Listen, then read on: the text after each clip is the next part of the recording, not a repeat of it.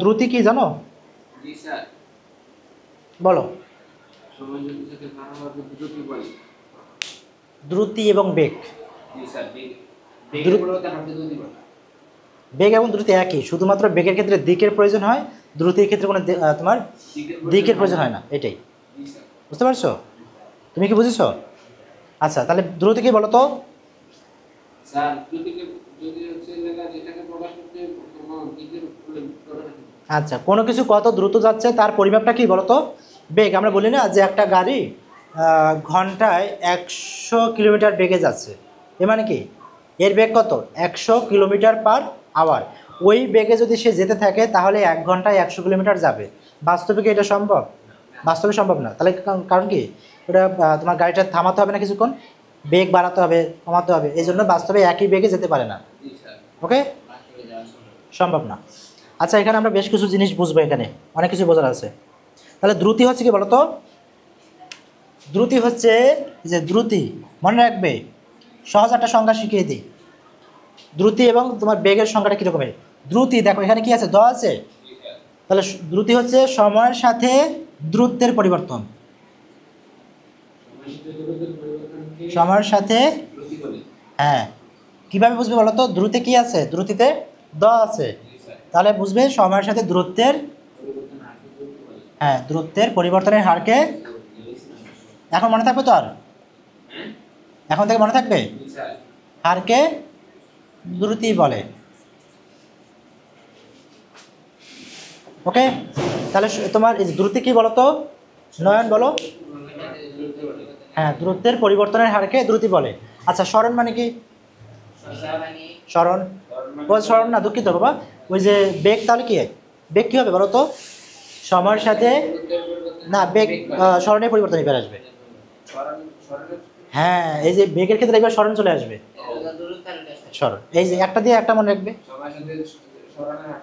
স্মরণের পরিবর্তনের হারকে বেগ বলে। ভেরি গুড, এই যে এখানে বলেই দিছে, দেখো, বুঝেছো?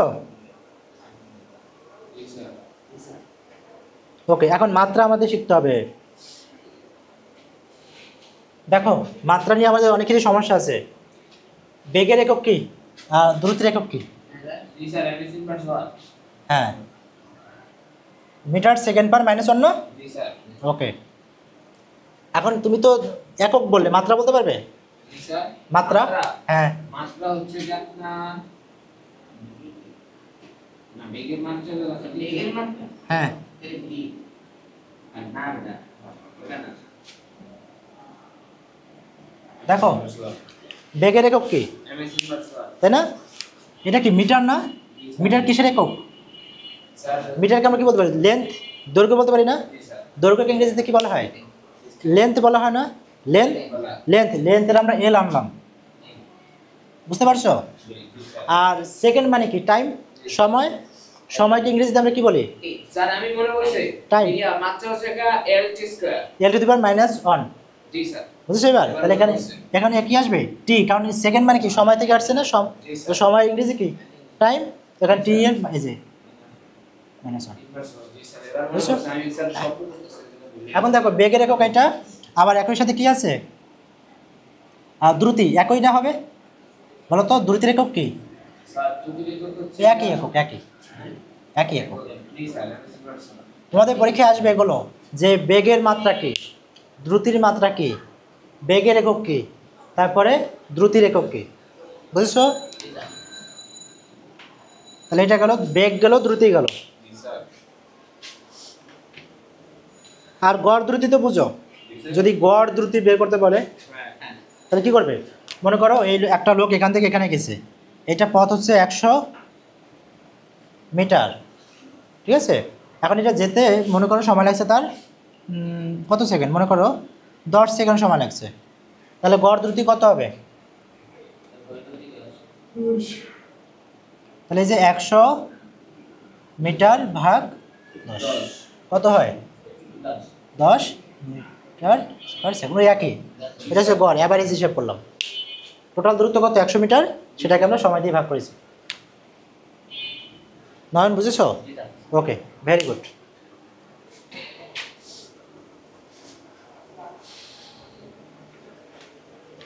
আর তোমার যদি এখানে বেগের মান বলে তাহলে কি করবে, ওই যে স্মরণের মানটা ভাগ করবে। এখানে যে স্মরণ, টোটাল স্মরণ হয়েছে কত, আর এখানে সময়টা কত, ভাগ করে দিলে গড় বেগ পাবে। ওকে, ত্বরণ কি বলতে পারো? জি স্যার। ত্বরণ কি বলো তো? বেগের পরিবর্তনে হারকে ত্বরণ বলে। ত্বরণ হার বলে। Very good. কি বলেছো বলো, তুমি কি বলতে চাচ্ছ? বেগের ধনাত্মক পরিবর্তন। হ্যাঁ, মানে ওর কথা ঠিক আছে। আচ্ছা আচ্ছা, মানে বুঝতে পারছি, এখানে মন্দন এবং ত্বরণটাকে আলাদা করে বলতেছে। সেটা তো আলাদা, সেটা তো অন্য সাবজেক্ট, কিন্তু মন্দন তো বলে কমানোর সময়, আর ত্বরণ তো হ্যাঁ, হ্রাস পাবে, যখন বেগটা হ্রাস পাবে তখন মন্দন হয়। বুঝতে পারছি। যাই হোক, আমরা এইভাবেই বলতে পারি যে সময়ের সাথে কি বলতো, পারিভাষিক সাপেক্ষে সময়ের সাথে বেগের পরিবর্তন হারকে ত্বরণ বলে। হ্যাঁ, বেগের পরিবর্তনের হারকে ত্বরণ বলে। ত্বরণ বলে। Very good, very good. ত্বরণ। আচ্ছা, মনে করো একটা ত্বরণ, একটা অঙ্ক করি আমরা এমসিকিউর জন্য। একটি গাড়ি হঠাৎ চলা শুরু করে, হঠাৎ চলা শুরু করে, মনে করো 15 সেকেন্ডে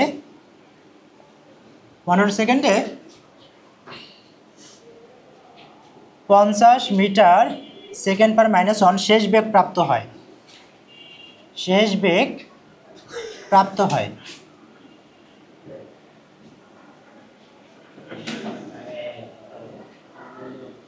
ওকে, শেষ বেগ প্রাপ্ত হয়। এখন দেখো তাহলে ত্বরণ কত হবে? জি স্যার। ত্বরণ ত্বরণ কত হবে? আমি বলেছি এখানে একটি স্যার ক্যালকুলেটর লেখা।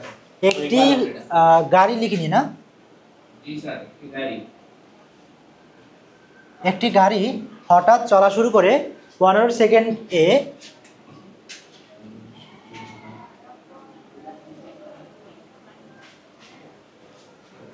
50 মিটার সেকেন্ড পার -1 শেষ বেগ প্রাপ্ত হয়। কত হয়েছে? স্যার 3.3। 3.3। আচ্ছা, দেখি ত্বরণ কত হয়। এটাই সব ত্বরণ। আচ্ছা, ত্বরণের সূত্র কি বলো তো? Sir a equal two u b minus V মানে কি? ভি মানে কি? u মাইনাস আর এর লাগা শেষ বেগ। ভি মানে শেষ আদি বেগ, আর নিচে কি হবে? সময়। সময় মানে টি। এখানে শেষ বেগ কত? আর এখানে স্যার শেষ বেগ 0। না না, 50। 50। আদি বেগ 0 কিভাবে বুঝলাম? আমি তো আদি বেগ লিখিনি। জি স্যার, এটা তো হঠাৎ, আপনি বলছেন হঠাৎ চলা শুরু করে, তার মানে এটা থেমেছিল। হ্যাঁ, হঠাৎ চলা শুরু করেছে মানে কি থেমেছিল, তাহলে থেমে থাকলে তার আদি বেগ কত হয়? 0 হয়। আর সময়টা কত? 15 সেকেন্ড, তাই না? আচ্ছা, মিটার সেকেন্ড পার -1। এখন দেখো এখানে ভাগ করলে কত হচ্ছে? 3.45। আচ্ছা, তাহলে 3 পয়েন্ট কত পেয়েছিলে? 10। 3.3। আচ্ছা, মিটার সেকেন্ড পার -2 হবে কেন বলো তো? এটা মাইনাস আছে না, জি স্যার। এটা -1 আছে, এটা উপরে গেলে আরও কি হবে? -2 হয়ে যাবে। কি বলো? প্রায় লেখা লাগে না আসলে। তোমার এরপরে কি আছে? ডিজিটটা 3 আছে না? তাহলে এখানে 3 লিখলে হবে। স্যার আপনি এটা 4 লিখতে পারেন। না, 4 লেখা যাবে না তো। যদি 5 এর থেকে বেশি হতো তাহলে 1 বাড়িয়ে দিতাম, 4 লিখতাম। আচ্ছা দেখো, যদি স্থির অবস্থা থেকে শুরু করে সমতরণে কোনো বস্তুর সমতরণে গতিশীল বস্তুর বেগ বেড়ে যায়, তাহলে আমরা একটা সূত্র অ্যাপ্লাই করতে পারি। বুঝিনি, আবার বলেন। আচ্ছা, আমি আবার বলতেছি। মনে করো স্থির অবস্থা থেকে শুরু করে সমতরণে গতিশীল বস্তুর বেগ বেড়ে গেল। বুঝেছো আমার কথা? সেক্ষেত্রে একটা সূত্র আমরা অ্যাপ্লাই করতে পারি। সেটা কি বলতো? V equal to you plus plus 80। এটি একটা সূত্র আমরা পেলাম। তাহলে শেষ বেগ সমান সমান কি বলতো? আদি বেগ প্লাস ত্বরণ গুণ প্লাস সময়। সময়। তাহলে বেগ equal to v equal to you plus a t. এখানে কি সমস্যা আছে? স্যার আমি বেগের চেষ্টা, মানে চারটা যে সূত্র সব করার অনুবাদ পারি। সবগুলো পারো? জি স্যার। ওকে, ভেরি গুড। এর জন্য তোমাকে থ্যাঙ্কস আমার পক্ষ থেকে। ওকে, এখন আমরা একটু ত্বরণের মাত্রাগুলো শিখি। ত্বরণের একক তো জানি আমরা। জি স্যার। ত্বরণের একক কি বলো তো? Sir ms inverse 2। ওকে, আর মাত্রা? মাত্রা হলো স্যার lt না না lt ইনভার্স 2। Very good.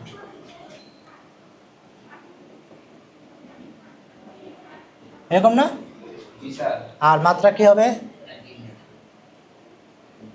এল। এটা কি বুঝেছো? জি স্যার। ওকে। আচ্ছা, এখানে কিছু সূত্র আছে, আমাদের সূত্রগুলো জানতে হবে। জি স্যার। সূত্রগুলো দেখো।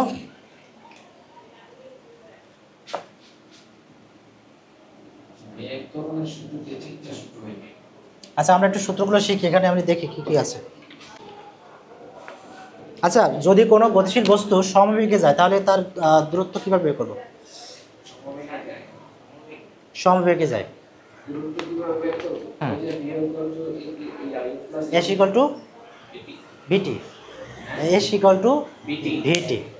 যদি কোনো গতিশীল বস্তু সমবেগে যায় জি স্যার। তাহলে কি হবে? সূত্র হবে s = vt। হ্যাঁ, S equal to vt s হচ্ছে হলো দূরত্ব আর এস ইকুয়াল টু ভিটি। বুঝেছো এটা? আচ্ছা দেখো, আমরা যদি গড় বেগ বের করি, গড় বেগ বুঝো তো? জি স্যার। গড় বেগ সেটা কীভাবে বের করতে পারি? ভি, বড় হাতের ভি ধরলাম, জি স্যার। ইকুয়াল টু আমরা কি লিখতে পারি? আদি বেগ যোগ শেষ বেগ বলতে পারি। জি স্যার। ভাগ কি? আর সমান টু না? টু না? গড় মানে কি? তাহলে এখানে কয়টা আছে আকাশ? দুইটা, তাহলে দুই দিয়ে ভাগ করেছি। এখন একটা সূত্র আমরা ইতিমধ্যে লিখে ফেলেছি, সেটা কি বলতো? V equal to you plus AT. U plus AT লিখেছি। এখন এইখানে ভি এর জায়গায় আমরা মানটা বসাতে পারি। জি স্যার। তাহলে কি হয়? ইউ প্লাস, হ্যাঁ তাহলে ইউ প্লাস এটি, বুঝেছো? ভাগ টু। তাহলে এখানে কি হয় বলো? টু, আচ্ছা, ইউ প্লাস এটি। এখন আমি যদি দুই দিয়ে ভাগ করি, দুইটাকে যদি দুই দিয়ে ভাগ করি, দুইটাকে মনে করো দুই দিয়ে ভাগ করতেছি, জি স্যার। আমাদের প্রয়োজনে আমরা করতেছি। তাহলে এখন ভাগ করলে কত হয় দেখো? ইউ হয় জি স্যার। প্লাস, এখন এখানে ভাগ হয়ে যাওয়া মানে কি? হাফ হয়ে যাবে না? জি স্যার। হাফ এটি। তাহলে একটা সূত্র কি পেলাম? V equal to you plus AT. AT, বুঝেছো? জি স্যার। ওকে। এখন এই মানটা তুমি এই যে এস ইকুয়াল টু ভিটি যেটা পেয়েছো ওইটা বসিয়ে দাও। এখন এখানে আমরা কি পড়েছিলাম? এস ইকুয়াল টু ভিটি না? জি স্যার। ওকে, এখন এখানে কি করতে পারি? এখানে আমরা সব করতে পারি স্যার ভিটির বদলে আমরা স্যার এই যে হুম। ইউ প্লাস এই যে ভি এর জায়গায় আমরা কি বসাতে পারি বলো তো? ইউ প্লাস এটি এটা বসাতে পারি। হ্যাঁ, ইউ প্লাস এটি এটি ইন্টু এর স্কয়ার হলো। Into T. ও হাফ আছে তো এখানে। স্যার এটা তো পরে, এটা তো পরে। কি বলো? আগে অনুবাদ করে আর তারপরে কোনটা? এই যে ভিটা তো আনছেন, হ্যাঁ, তারপরে লাইনেশন এই যে হাফ এটা বলবে। না এই যে পুরো মানটা বসিয়ে দিয়েছি। ও আমরা ডাইরেক্ট করছি। হ্যাঁ হ্যাঁ, এই যে ভি এর মানটা বসিয়ে দিয়েছি আমরা, বুঝতে পার? ওকে। আচ্ছা আমি তো সামনে আমি স্যার আগে ওইটা বসেছি তারপরে স্যার। ও আচ্ছা আচ্ছা, বুঝতে পারছি। এখন এটা কি বুঝেছো? জি স্যার। এখন এইটা এস সমান সমান না? জি স্যার। আচ্ছা, আমি একটু মুছে নিই, তোমাদের বুঝতে সুবিধা হবে। না স্যার বলছি স্যার। এই যে এটা জি স্যার। তাহলে দেখো এটা এর সমান সমান হলো, বা এর সমান সমান আমরা কি লিখতে পারি? স্যার এর সমান সমান এই যে গুণ করে দাও, ইউটি প্লাস হাফ এটি স্কোয়ার। এটা কখন হবে? সমতরণে। জি স্যার। এখন স্যার সমতল কোন সময় হবে? সমতরণ কখন হয়? যদি এরকম হয় একটা গাড়ি, এইটা দেখো, লেখো এই যে চিত্রটা দেখো, এরকম যদি যেতে থাকে, দেখো এই যে দেখো তো, এই যে গতি, ওর বেগ কি আস্তে আস্তে বাড়ছে না? জি স্যার। এখানে এই অংশটুকু কিতে গেছে? ফ্রান্সে। না, এখানে এইটুকু, এই যে এখান থেকে এই অংশটুকু, জি স্যার। এই অংশটুকু কিতে গেছে? সমতল। সমতরণে। তোমাদের এরকম দেখবে, এই চ্যাপ্টারে যখন প্রশ্ন থাকবে তোমার এই গ্রাফের মাধ্যমে ম্যাক্সিমাম প্রশ্ন দিয়ে দিবে। জি স্যার। তাহলে এই অংশটুকু গেছে কিতে? সমতরণে। তখন তুমি প্রথমে কি করবে? তোমাদের ম্যাক্সিমাম ক্ষেত্রে ত্বরণ দেওয়া থাকে না। আদি বিন্দু কত? আদি বেগ কত? 0। আর এখানে একটা বেগ দেওয়া থাকবে, মনে করো এই বরাবর বেগ মনে করে দেওয়া আছে 5। জি স্যার। এখন এখান থেকে ত্বরণ বের করতে পারবে না, এই নিচ বরাবর সময় দেওয়া থাকবে, জি স্যার। এই যে 1 2 3 দেওয়া আছে, জি স্যার। বুঝেছো? এখন মনে করো তাহলে বেগ কত হবে, এই ত্বরণ বেগ কত হবে? তাহলে a equal to v minus u by t সমান সমান ভি এর মান কত? স্যার আচ্ছা, আর এই যে আদি বেগ কত? 0 বাই না 3 তো। তাহলে কত হচ্ছে? যেটা হচ্ছে এখানে একটা মান বেরোবে, এটা হচ্ছে ত্বরণ, বুঝেছো? তাহলে এখানে দেখো সমতরণে যদি গতিশীল কোনো কিছু থাকে তাহলে আমরা প্রথমে ত্বরণ বের করে নেব। ত্বরণ যদি না দেওয়া থাকে প্রশ্নে, ত্বরণ বের করে আমরা আদি বেগ তো পাবো, এখানে সময় পাবো না? হ্যাঁ, এরপরে এর মান তো আমরা এখানে বসিয়ে নেব, ওই যে বের করেছি এখানে, পরে টি এর মান বসিয়ে আমরা দূরত্বটা বের করতে পারবো যদি সেটা সমতরণে যায়। এই দুইটা সূত্র কিন্তু তোমাদের বেশি লাগবে এই চ্যাপ্টারের জন্য, এই সূত্রটা মোস্ট ইম্পর্টেন্ট, বুঝেছো? আমি কিন্তু একটা অঙ্ক তোমাদের সলভ করে দিলাম বলতে গেলে, সেটা কীভাবে? প্রথমে আমরা যদি ত্বরণ দেওয়া না থাকে তাহলে তুমি ত্বরণ বের করে নেবে, দেন এই সূত্রটা অ্যাপ্লাই করবে, করে তারপর তুমি এই মানগুলো বসিয়ে সমদ্রুতিতে সে কতটুকু পথ অতিক্রম করেছে সেটা বের করবে। এটাই হলো তোমার একটা অঙ্ক। ওকে, আচ্ছা।